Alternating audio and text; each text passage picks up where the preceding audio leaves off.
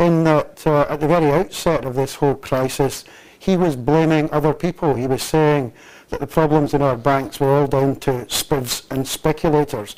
We now know very differently from that, and I think it's important in Scotland that we learn the lessons, that part of what went wrong was down to the fact that our two major banks, made big mistakes and got themselves into the difficulties that they're now in. Because of those mistakes, Bill Jamieson, we are going to lose banking jobs and financial sector jobs in Scotland, and certainly with the creation of Lloyd's, jobs will go as a result of that.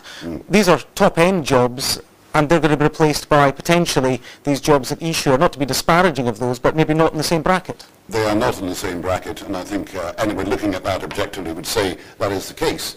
The other dimension here is that we did not have, actually in Scotland, a very large constituency of investment bankers actually working in Edinburgh, or hedge fund managers, or private equity. We did not have that. As the First Minister said, we had lots of, if you like, long-only investment trusts, life and pensions business, very, very conventional business. So in terms of the impact on the financial services sector at that top end, it may not be quite as catastrophic as it's going to be in London, as it already has been in New York and other financial centres. And also, Alf Young, when we look at this banking sector, members of the public in Scotland would blame the crisis on those at the top of the banks. There's still a reputation among Scots in general for canniness, and that reputation surely will carry forth of here.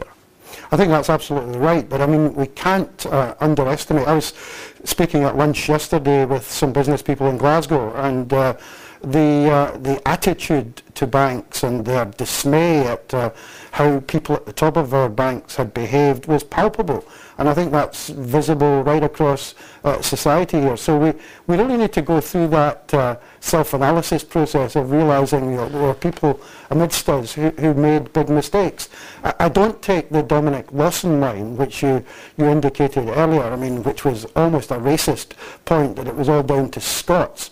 I mean, after all, HBOS was run into the ground by two Englishmen, Sir James Crosby and Andy Hornby. So this is a bigger problem. It's a problem that encompasses the world. There are Icelandic bankers, Irish bankers, European bankers, Germans and others, American bankers and others who are all lining up to say we got it wrong. And we're part of that bigger picture. But we've got to realise that we did get things wrong, and we've got to own up to that reality. So what do you say, Bill Jamieson, to Dominic Lawson when he talks about a sorry tale of Scottish shame?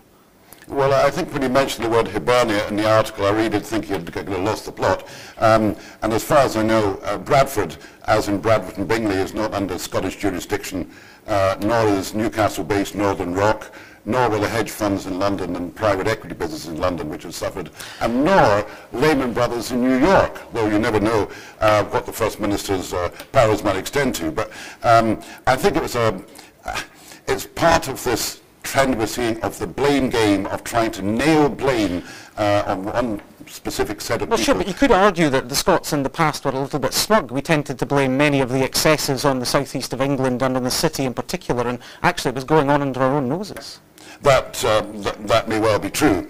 But let's come back to the more, if you like, the positive points and looking forward here. And I think the real challenge is now up to the new chief executives and chairmen of these banks to set a totally different culture, and they have to set about redefining what these banks are about. They have to reassure the customers, they have to get out and rebuild the morale of the staff. Don't forget, I think that in RBS, Scottish Retail Banking is running profitably, its insurance operations in Scotland are running profitably, so let's not get too hysterical about this. There are core operations in our banks that are doing very well. And just get a brief take on that from you, Alf Young. I mean, some customers, me for one, might be quite happy that the bank isn't trying to sell you something every time you go in there. Maybe a return to old-fashioned banking would be no bad thing. I think a return to plain vanilla banking with just a little bit of sorrow for what went before would be no bad thing at every level. And I think a lot of people in the banks who in no personal sense were responsible for this realise the damage that's been done to the reputation of the business they work for, and it's now up to them, and I think up to the rest of us, to rebuild that bond of trust and to go forward from here and learn from the mistakes. Okay, gentlemen, thank you both very much indeed for joining us this evening. Now, Mike Russell's elevation to government in the recent